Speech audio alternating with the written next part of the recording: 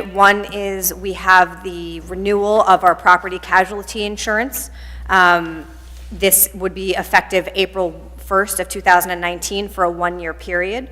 The proposal is pretty much identical to last year. The cost is also pretty much identical.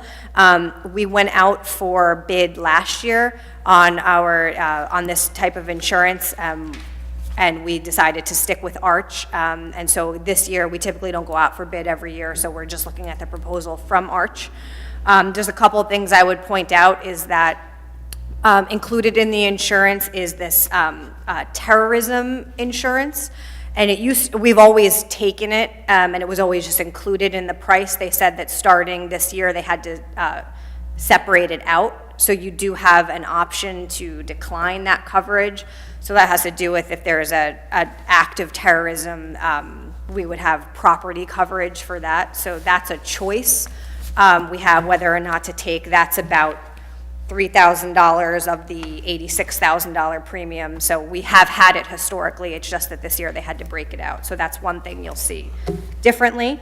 And then as far as we talked about at the last meeting that I was present for with respect to the volunteers being in the insurance, they're still included for general liability. We do have the option whether or not to include them in the crime coverage. We don't really have the data that would be needed to include them anyway.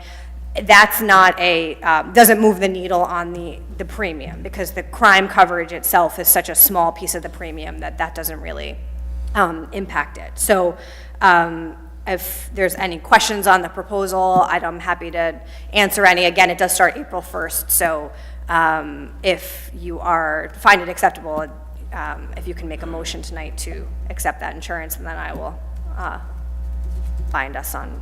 Yeah, I think the first comment that the several members of the board stressed was that there, including myself, I'd like to see these proposals from Arthur Gallagher come in a more timely fashion than the way they had. I understand. Well, what happened this time was we did have the paperwork well in advance, where there's certain questionnaires that we had to fill out, and the volunteer questions that arose sort of pushed us back on our timeline. That so hopefully we won't have anticipated. So we should not have the same issue. I just think that, Yeah. So understood. we'll work to make sure They that agree doesn't happen again next year. Mm-hmm. All right. Well, thank you for your report. Anything in addition to Just that? the last thing I have, I know the chief is going to talk about the 3 new Pierce pumpers that will be coming online in the next month or so. So we do have a final payment that's due on those. Just a reminder that we prepaid 90% last year. That got us a discount. So we still have a remaining balance of about $178,000 left. So just a reminder that we had decided during the budget discussions that we were not budgeting for that, so it wasn't included in our tax revenue, and we had agreed that we were going to use our unreserved surplus funds. So that, I understand, to still be the plan, and when our auditors look at our books when they come in the end of this week, that'll be one item that you'll see as not reserved money, but restricted money as of the end of 2018. So unless anything has changed, that would be the plan. We did not include it in the budget. Okay. And just so I'm clear, is that fine? Is that? Oh, it's totally fine. That's absolutely fine. We felt that we had the funds that we didn't need to raise taxes to cover, it. So that's totally fine. I'm just reminding where we stood. So Thank you. that's it. Jamie, Treasury Direct Account. Yes. We get our money from the town somewhere around, or there, we get our money, the town tax money gets delivered to the fire district Early May. early May. Yeah, by the which is 2 months away now. So I think, this is my proposal, would be to get a Treasury Direct Account open, even if we just buy $100,000 or $500,000 worth of Treasury bills. And that way, when the real money comes in, we can buy the bills. We can just buy 1 month bills. We may be restricted on how many bills we can buy non-competitive in one auction. Right. It might be 5 million. But the rates I just looked at, I was just looking at my cell phone, it's about 2.40, 2.4%.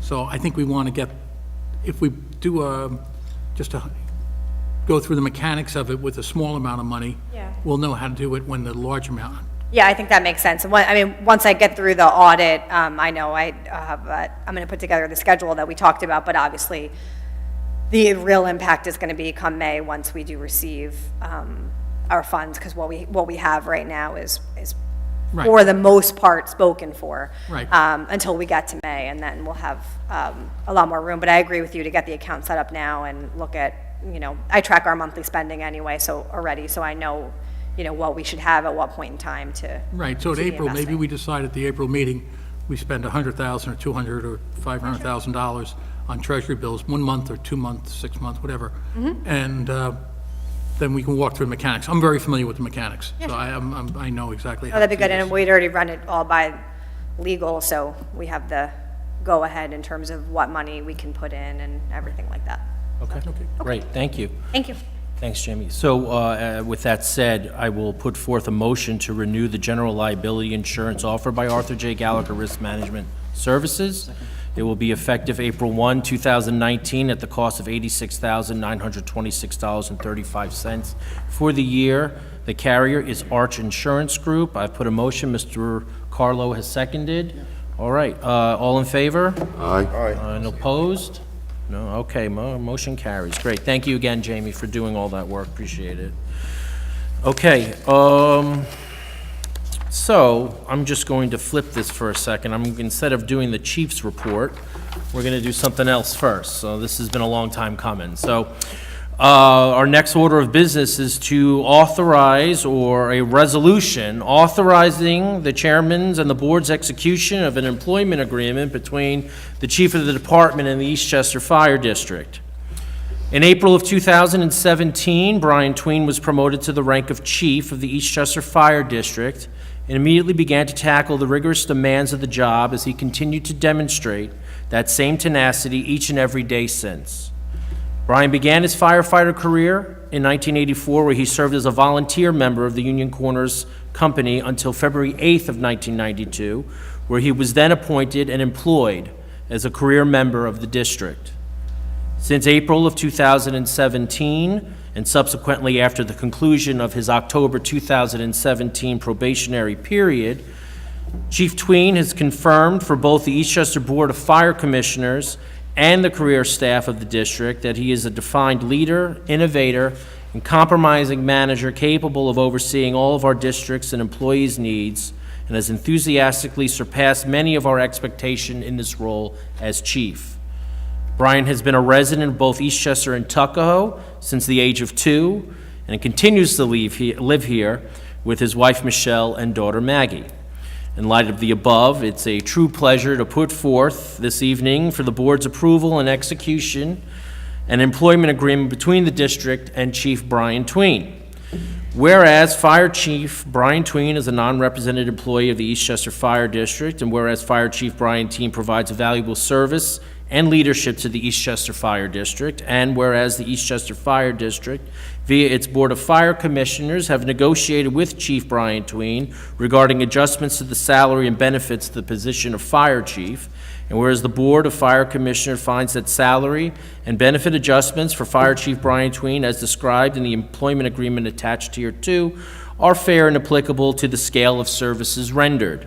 Now, therefore, it is hereby resolved as follows. The term of the agreement retroactively back to October 1, 2017 through December 31, 2021. Salary effective October 1, 2017, $182,755.10. Salary effective January 1, 2018, $182,817.09. Salary effective January 1, 2019, $182,880.47. Salary effective January 1, 2020, $181,800 plus EMT pay equal to 3% of a fifth-year firefighter base pay.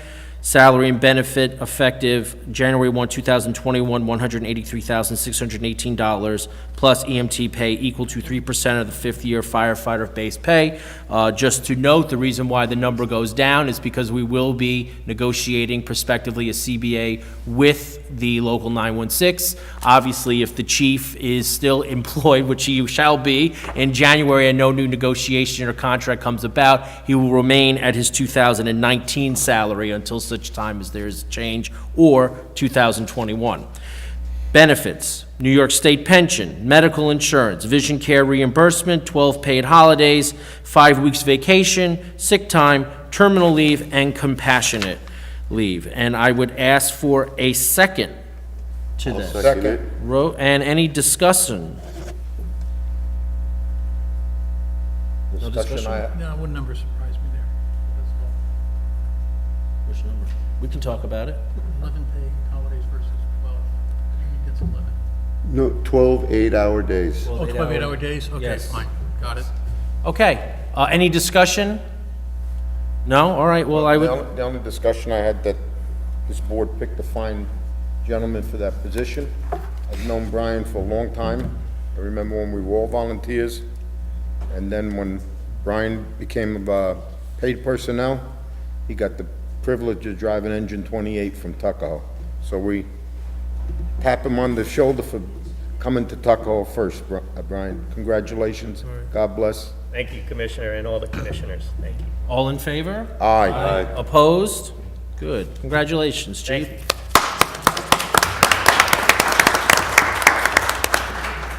Now you can commence with the chief's report. Okay. Before I get into February's activity, we do have a fire that our firefighters are on currently, Yonkers. When I got here at 7 p.m., it was a 4-alarm fire. I would assume it's probably a little bit more right now, judging from the smoke condition outside. So we have Engine 31 is supplying water from our side of the Bronx River Parkway into Yonkers to help supplement their water.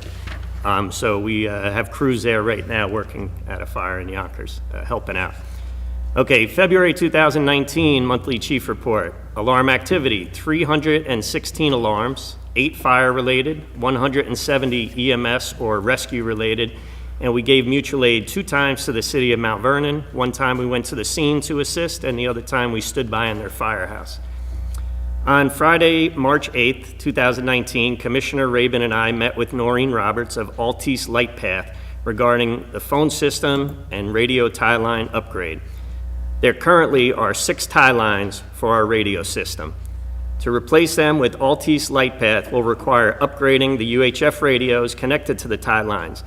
This was budgeted for when we were planning for the 2019 radio equipment and maintenance line, which was appropriated $258,000. So that should be a good number to upgrade our radios that we need for the tie lines. And also a portion of this is to upgrade the portable radios.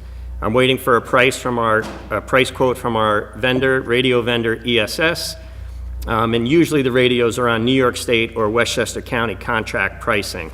In the meantime, Altice Lightpath is conducting site surveys of the radio receiver locations, and if the contract is eventually approved by the board, Altice Lightpath estimates 2 to 3 months to install the new radio tie lines.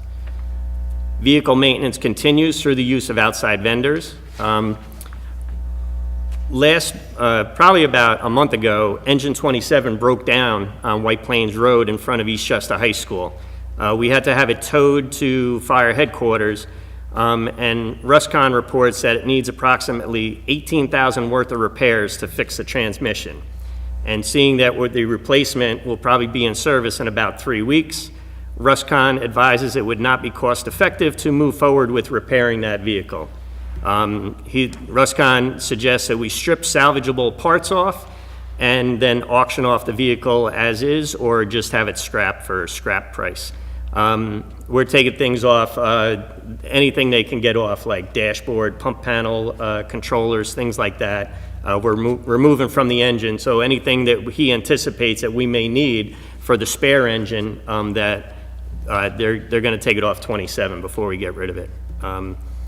Let's see. That's not the rig that got the new tires about 6 months ago, was it? Well, they're going to swap them with Engine 30, because Engine 30 needs tires, so they're going to take the new tires off 27 and put them on Engine 30. And we actually think we have some old tires in the basement in the garage, and we're going to put those old tires on there because they're more than 10 years old, and we can't use them for frontline tires as well. You knew I was in the used car business at one point.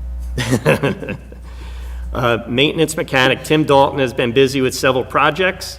Recently, Station 3 has been having boiler issues, and has now been determined that the boiler is cracked and leaking water into the basement. Actually, it's leaking steam, which condenses and makes water on the floor.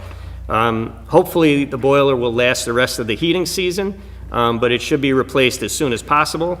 Tim is in the process of getting pricing from several plumbing and heating companies, and since Station 3 has no natural gas service to the building, the replacement will have to be another oil burner.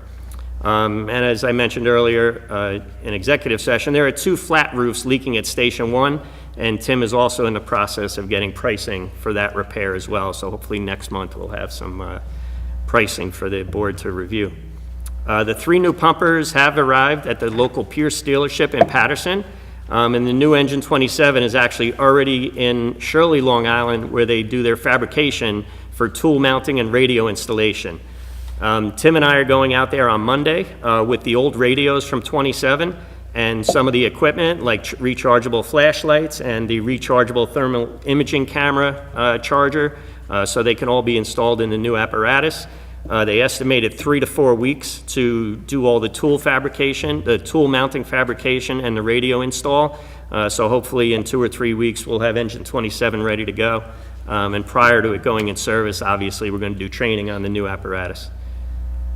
I already mentioned perhaps we would want to do an annual inspection as we have done in the past, whether it's in April or May, something that the board, I think, should consider. Fire prevention and code enforcement activities continue with their numerous plan reviews and inspections. Just as a note, 3 of the 5 probationary firefighters will be completing their probationary period on March 17, 2019. And there are 2 people out on long-term absence, and I anticipate another person could potentially be out 4 tours. He's been out 1 tour so far. He may be out 3 more tours, so he will be considered long-term once he hits that 4-tour threshold. An Eastchester High School student has requested a WISE internship with the EFD. We have done this numerous times in the past with Eastchester and Tuckahoe High Schools, and one of our current firefighters is a former WISE intern. And I recommend the board approving the internship, which would begin around May 6, 2019. Captain Calby continues to conduct annual training required by PESH, and I'll hold off on that last part of that. He's been doing fit testing and required training, and the board needs to make a decision on the Lexipol renewal as it expired and the payment was due in January. I had an extension, but that extension has come time to make a decision. So I don't know, what are the feeling of the board on renewing or not renewing the Lexipol software? Well, Chief, what are your thoughts on that? First off, I mean, the I options in front of you, what's feasible? So I believe it's about $9,500 to renew it. The Eastchester and Tuckahoe Police both use it as their rules and regulations. It does come with an app, so if firefighters want to install it on their phone, that they can, to look up any rule or regulation. They can also use, as we're planning to put internet in each firehouse and have computers in each firehouse, they can do training on the Lexipol website, and it keeps track of who does the training, and we would require people to review periodically the rules and regulations, and it keeps track of it. I thought it was a great idea, just because when I was getting my feet wet last year, I didn't have time to implement it as I would have liked to. And as I have said before, I would appreciate input from the board, having 1 or 2 board members to go over each rule and regulation to, just so it doesn't have to go through 3 steps of me and then the board and then the lawyers. And so, if any of the commissioners would, be willing to help out, I think it would be a good product to continue with. But if there's really not much interest, then I think we should not renew it. Does anybody have anything? I mean, the option is either to move forward with it or not. The way I look at it, it doesn't need to be decided because it's an annual fee. They're charging us the annual fee. We've already used up the last one, so when we're ready to do the work, that's when we say, let's do it. Until we've decided we want to do the work, we can just let it sit. But we have to tell them that, no, we're not gonna renew, because they put us on, Certainly, like, you can do that. automatic My point being, it won't cost us anything or save us anything to say we're going to renew.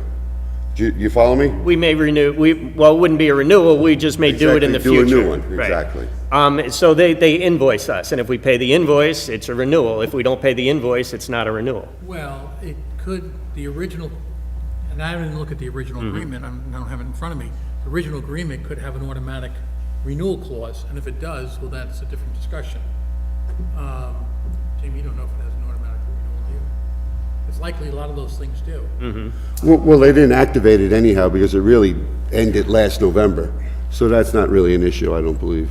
Yeah, I don't know that we signed on for a multi-year agreement. Okay. I think it was probably just the 1 year, but I would have Well, if it's to just see the the 1 year, I would contract. just let it go to sleep. Okay, I agree. And That's an if we answer. want to pick it up again, we will. okay, All right, so leave it as is for now. okay. Thank you. Any other comments on the chief's report? No? No? Okay, great. So with that, why don't we move into approving the light path work that you were talking about? So as the chief had mentioned, we need to execute 2 agreements with Light Path that'll allow them to service the district and also visit the district, so we can start upgrading those radio tie lines both within the district and also between us and 60 Control in the county, right? So we're doing 2 lines up to them. Yes. And then lines in between those Our 4 4 points receivers. with 4 receivers within the district. So we're looking at, I think it's a 5-year, correct? 5-year deal. It's $2,700 monthly is the fee, which is significant savings versus what we've been paying with our Verizon customer copper tie lines. So I would make a motion to allow the board to execute a service agreement for E-Line emergency communications with LightPath, and also to allow for the property access agreement between the district and LightPath to be executed with a provision on our end of ensuring that the sexual harassment policy and workplace violence policies will be distributed to all LightPath agents and representatives that visit the district, and I would look for a motion for that. I'll second. Oh, I'll great. make a motion, he can second it. And any discussion further? I would only mention that we're forced to, even if we didn't want, this is a very good thing for us to do, but we're also forced to do it because copper lines aren't being serviced anymore. No one's, the world has given up on servicing copper phone lines. That is correct. And the workplace, the sexual harassment thing, that's a New York State required law, so we have to do that. All right, all in favor? Aye. Aye, all opposed? All right, motion carries. Just one note, it's probably gonna Yes. be 3 location agreements because it's Station 5, Station 4, and headquarters. Right, so when they come down their way, we'll Yep. take care of them. Okay, so another matter that I'm happy that we're going to be closing today, our next motion is regarding Local 916 and a PERB matter that we were involved with. The Eastchester Fire District Local 916 were part of a PERB charge and procedure reflecting the usage of fitness equipment. Happy to say that the district and the union were able to work together and come to terms for an agreement and settlement. In light of that, I would ask for a motion whereby the district would enter into this agreement with Local 916, and thereafter, both parties will ensure that that any moving forward or potential litigation will cease. So I would look for a motion on that. Dennis, and a second, Mr. Roach. Any discussion? All right, all in favor? Aye. All opposed? All right, good. Motion carries. Happy to be done with that as well. Okay, we did Arthur Gallagher earlier, so the only other thing that I have before we get into the other stuff, actually, we do have a motion put forth by Commissioner Winter asking for us to amend our meeting calendar for the month of April to move that meeting from April 9th to April 11th, and I would ask for a second on that. When is April 11th? That is the Thursday, so it's the Thursday after the Tuesday on which the meeting is already scheduled to So be. it's the second Thursday? Yeah, so second Thursday, which would be April 11th. It would start at 7 o'clock, prospectively, right here in Bronxville. If any location changes happen, Lisa will provide that in the notice. And I would ask for a second on that. You're What's the making the reason why we're motion. moving it? Scheduling. What's the reason? why- Mr. Winters asked for us to consider moving it because he'll be I'll away. out of town on the Tuesday. So he's asked for I'll a go along with that, but, it just seems that every time someone has to Anthony, go one out, second. go out of town, we have to change it, you know? Yeah, well, Okay. I just. We're making a reasonable accommodation. Okay, all right, I'm just saying, but it seems that we're always accommodating one or two people. Yeah, well, I made an accommodation. I traveled 3,200 miles this morning, so I could be here for That's, this meeting. that's your business. Okay. Okay. Okay. Hey, motion carries. I Motion hope. carries. Can I get all in favor? Aye. Opposed? Great, motion carries. The discussion over. Great. All right, so, correspondence and discussion, 3 capital projects. On February 25th, we had a really great special meeting at headquarters in the town of Eastchester. It was myself, Commissioner Roach, Commissioner Laurie, Commissioner Carlo, and Commissioner Winter were not able to attend. We were very happy to see quite a number of people from Chester Heights community come out. Amongst the other things that we discussed that night were the 3 capital projects that are kind of facing us right now in the district. It is finishing Chester Heights, it is finishing the exterior part of Chester Heights, working towards the interior portion or phase of that total project, and the potential renovation or replacement of the Bronxville roof.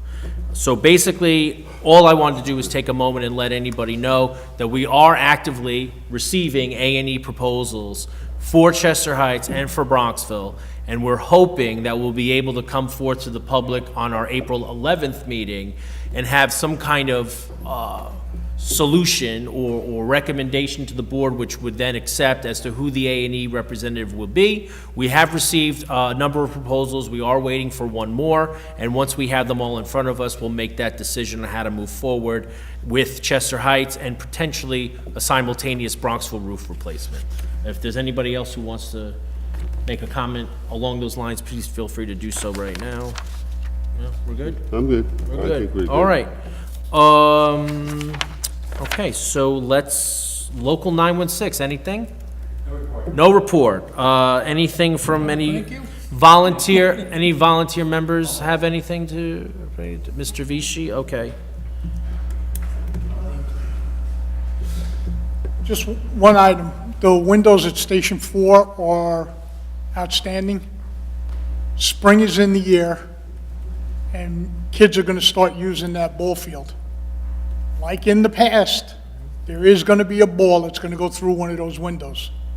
I would urge one of the members and somebody from the town's Park and Recreation to see if some kind of netting could be put up in that alleyway before one of those windows gets broken. They're too nice to see something like that happen. The other ones were easy to replace. You just took the pane out, corked it up, and that was it. But a lot of those windows broke every year. I wouldn't want to see that, you know, with the newer ones. On February, go ahead. Didn't we discuss this already, and we were going to put cages on those windows? No, they're casement windows, so they open out. You wouldn't be able to put any kind of screening or Lexan. I mean, I mentioned it early in the project that maybe they wanted to go with some sort of Lexan windows, and they said they'd be fine, so we'll have to wait and see. Unfortunately, a lot of times, from what I've heard, when those windows get broken, it's not from somebody hitting out of the batting cage. It's people throwing the ball, you know, and they overthrow. So I don't know what kind of, you know, netting, almost like down at Parkway Oval where they have those giant telephone poles and the netting goes 50 feet in the air. I mean, because that's... There's fence along the wall now, just extended up with netting to protect, you know, at least the lower level windows from breaking. And it's just Yeah, just a it's- thought. For the comment, thank you. On February 2nd, 7 members of the department attended this Elmsford seminar. 6 were reimbursed for their $40 fee. As of yet, 1 hasn't been. Is there a reason why? There was discussion about whether or not the board and the district was going to be reimbursing that, and I don't think we came to a final conclusion about that, so It's still being discussed? It will be. Okay. Honestly, with everything that you could see that we were trying to get through today, it was not a priority thought at the moment. But I'll make a note, and we can have that discussion and move that forward. Mr. Okay? Vichy, just for a second, Mr. Vichy. The chief is trying to get a hold of the officers in each fire company. Could you work with the chief and tell him who the most senior officer is in each of the fire companies tonight or tomorrow? Like each volunteer company? Not a problem. Not a problem. So do you think by tomorrow afternoon, he'll have the names of each fire company's most senior officer? I might need a little bit more time than that. I do work during the day. Well, You could email it to him, or you could just call him. I drive a truck, there's no email in my truck. Okay, so, but how long do you think it will take just to give the contact information to the chief of the 6 or 7 volunteer companies? I don't know, 3 days, 2 days, by the weekend, I'm not sure.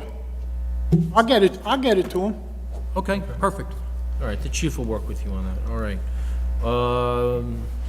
Commissioner reports, Commissioner Carlo, anything? Nothing to report. All right, how about Commissioner Roach? Commissioner Winter? No. Commissioner Laurie? I'm good right now. All right.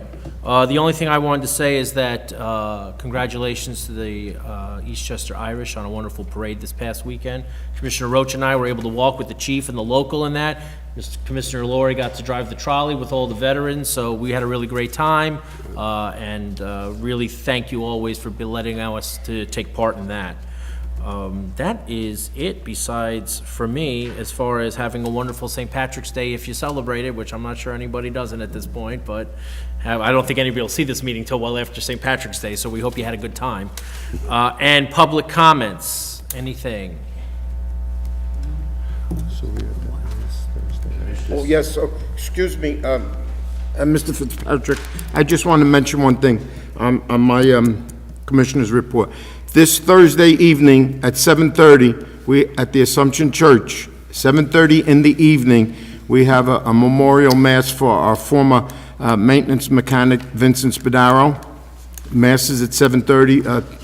Commissioner Roach is be doing the lecturing, and afterwards we'll have refreshments at the quarry. Thank you.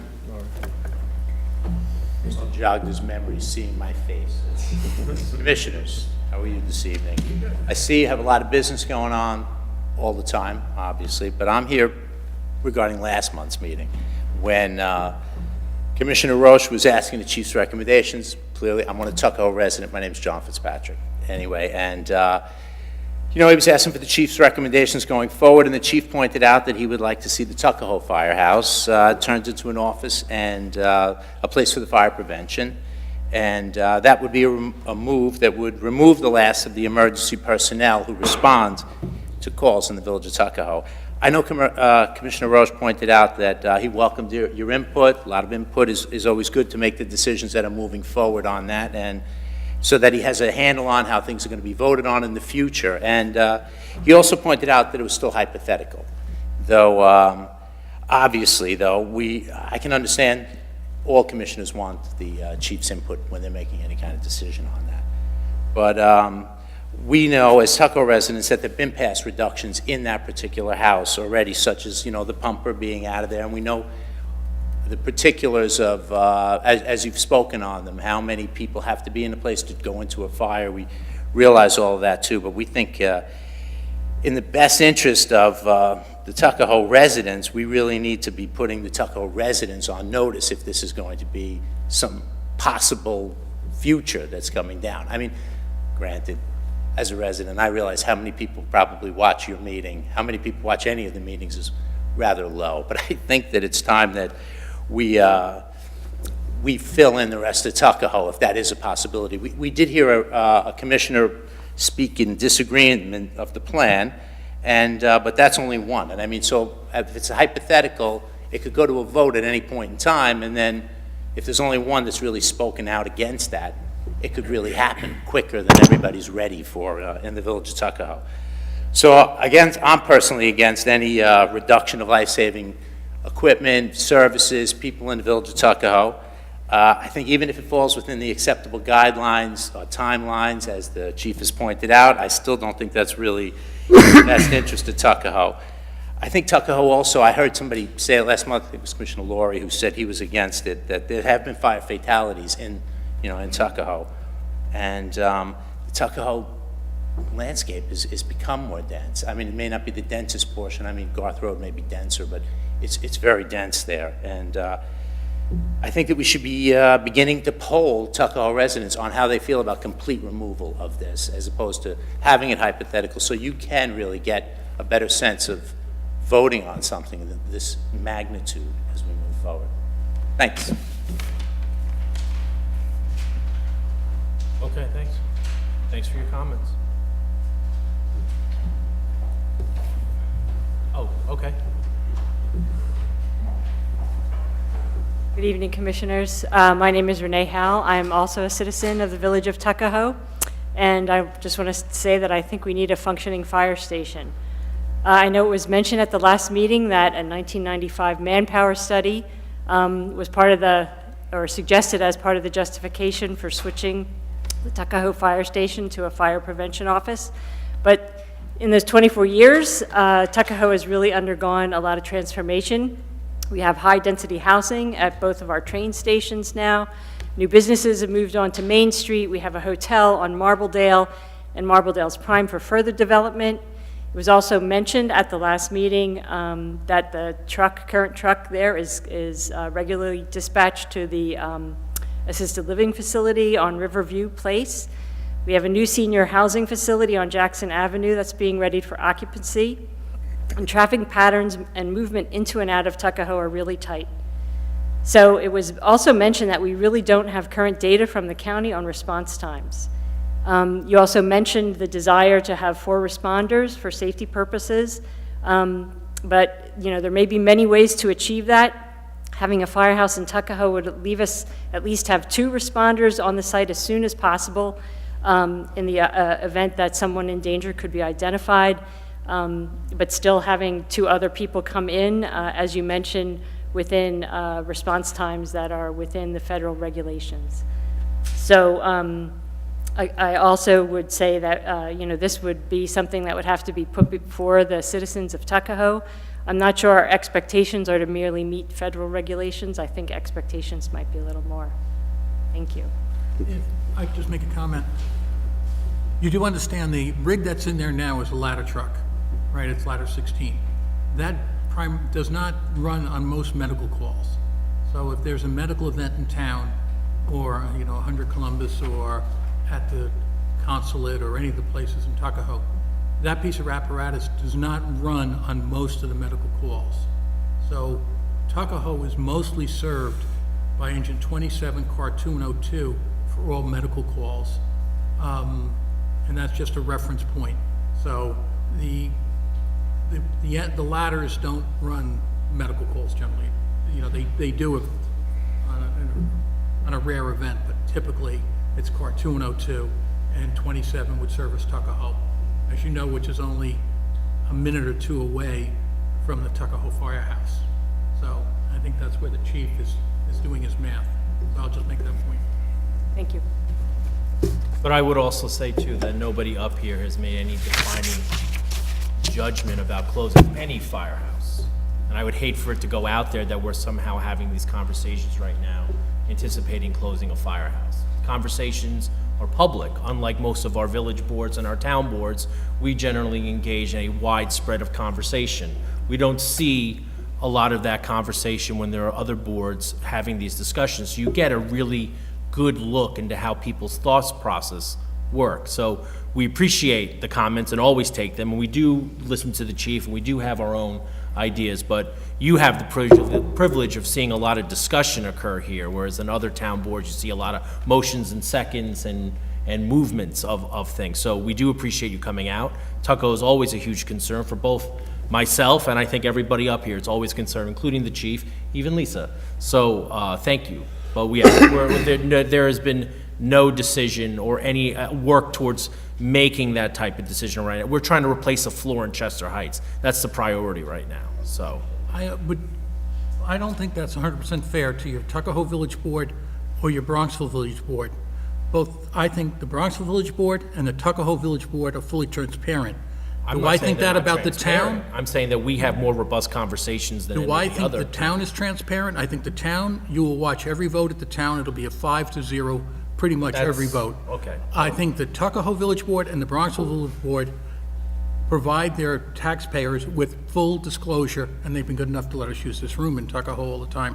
So I would think, Not denying anything you said as far as allowing us to use the room but we're not talking about transparency. I'm talking about the robustness of the conversation. The meeting that they are reflecting on is a meeting that we had on February 12th in the Eastchester headquarters, where we were sitting at folding tables having a conversation with both people in the audience and us. There is no other board that has that intimate setting. that allows for that robust conversation, as we saw on February 25th with the Chester Heights people. And I know Mr. Ranalone from Local 916 was there. It was a large conversation. Almost like our meetings almost turned into work sessions almost every month rather than just being a motion. But I understand what you're saying, I do.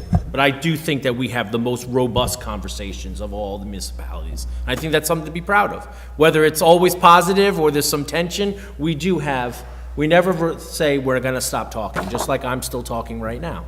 So, sir. My name is Hermeet. I'm from Tuckahoe, and thank you for giving us the opportunity to talk to you about it. Again, my concern is similar to what my colleagues Renee and John said before. I'm not in favor of this Tuckahoe firehouse closing down, or you guys moving the ladder truck from there.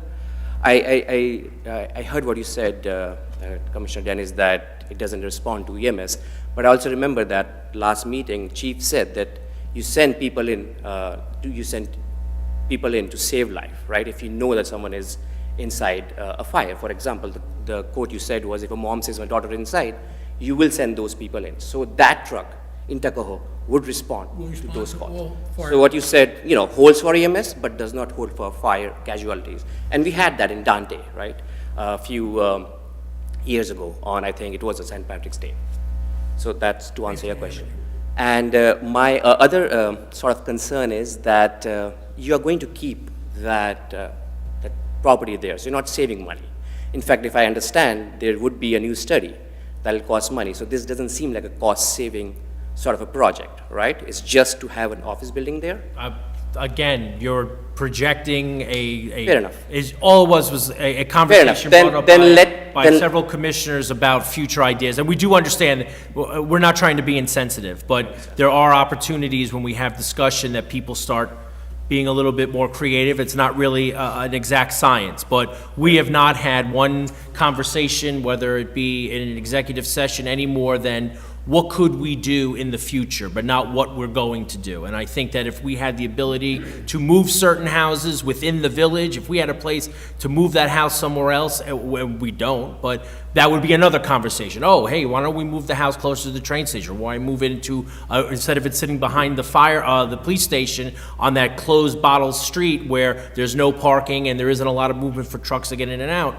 They're all conversations, but the reality is that we are not in any way moving at this time of closing a firehouse. Okay, so then when you do discuss, just keep in mind, you're not saving money, and that, the fire truck can save life. It would have, in case of Dante, what happened a few years ago. And in fact, it will cost you more money because you'll have to do a new study.